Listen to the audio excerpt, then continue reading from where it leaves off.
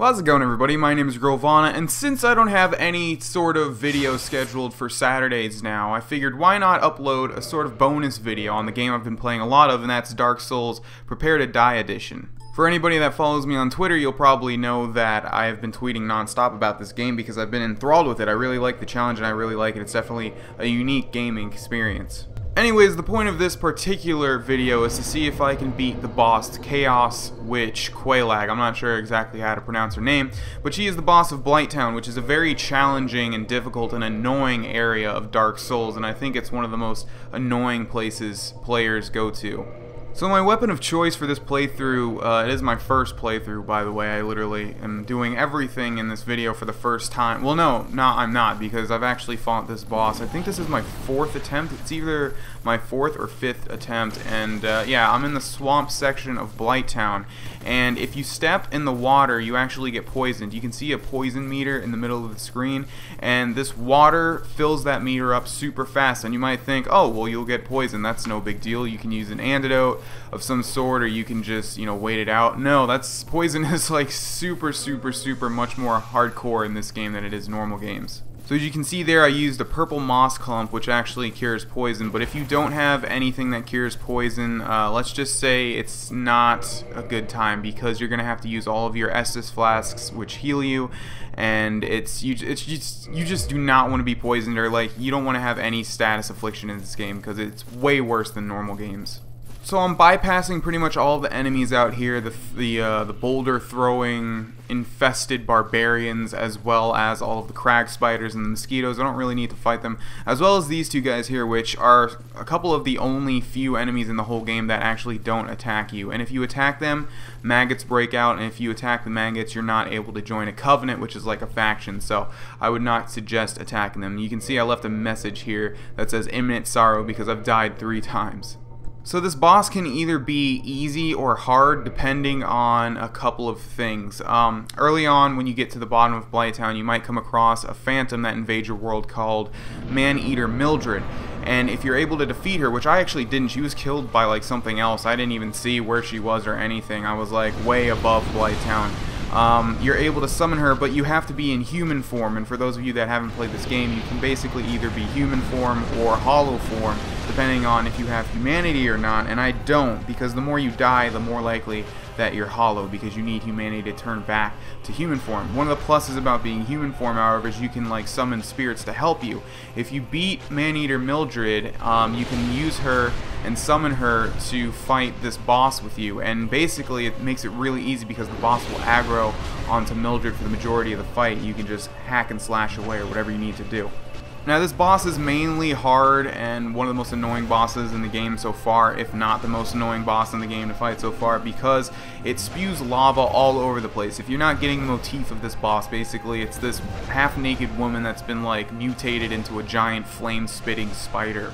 It has 3 lava attacks, one where it does this extended spew of lava and an arc, one where it does a tiny puddle right in front of you, that's the one that you just saw there, and one where it'll shoot a fireball at you. And when it does the extended spew of lava, that's really your window to attack this thing and do some damage to it. So my weapon of choice here is the bandit's knife, because I read somewhere online that you can actually stick with the knife, because I'm playing as a thief, and the thief starts with the bandit's knife, and I read somewhere that you can actually stick with the bandit's knife for the majority of the game. Now I took that as I only had to get the bandit's knife and stick with that for the whole entire game. Not true, you definitely want to have different weapons, because sticking with the bandit knife, like a close range dagger, is really a bad thing to do, because it makes boss battles like this. I don't know, this one's not that bad with the knife, but right now I'm up against Sif, a giant wolf, and the bandit's knife is making it a really hard fight. But yeah, it's not really so much that this boss is hard or anything, or that it just does a ton of damage. I mean, it does do a lot of damage, but everything in Dark Souls does a lot of damage if you let your guard down pretty much. The main annoyance with this boss fight, like I said, is just that there's lava all over the place. The lava stays for 30 seconds, and as you can see there, I'm trying to look like a badass in this video by gesturing in the middle of a boss fight. And so you just have to keep in mind where the lava is at all times, because it'll stay around for 30 seconds, and that's pretty long when you're fighting a boss battle. Also, it does this magic attack thing. Luckily, I'm using, I think it's the Dragon Crest shield, which gives some magic resistance. I'm using one of either the Crest Shield, the Dragon Crest Shield, or the grass crest shield. I'm pretty sure it's the dragon crest shield because it gives you like fire resistance or magic resistance or something, and I just read that it's a good shield for this fight, and it is.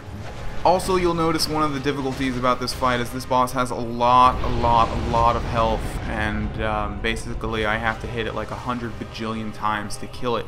And this weapon I'm using is like upgraded, I think, to 5. I think it was after this boss fight that I went and finally ascended the weapon, which you need special items for, and it makes it into like different stuff, but I'm just upgrading it to like 15 for those people that do play Dark Souls. What's cool about this game is that there are a lot of different playstyles and builds, of course, because it is like a straight up RPG. So I'm using like a light armor, you know, high mobility build, whatever, so I make copious use of like the rolls and the dodges and all that stuff. And basically I'm just waiting for it to use this attack right here and move around to the side of it, and I get in as many hits as I possibly can. Now what sucks is I'm all out of Estus Flask at this point.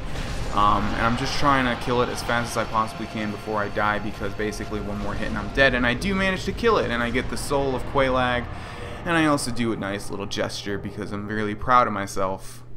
So yeah, there's not really a point to be uploading a video about a game that's as old as this, but it is the game that I'm playing currently, and I figured, hey, nothing's coming up tomorrow, might as well just put a nice little bonus video for you guys, and just tell anybody that hasn't played Dark Souls like me before I started playing it that you should definitely give this game a shot, because it's a really fun, really challenging, but really fun game and unique as well. So thank you guys for watching. My name is Rovana, and I will see you guys tomorrow for a Skyrim's Hidden Treasure.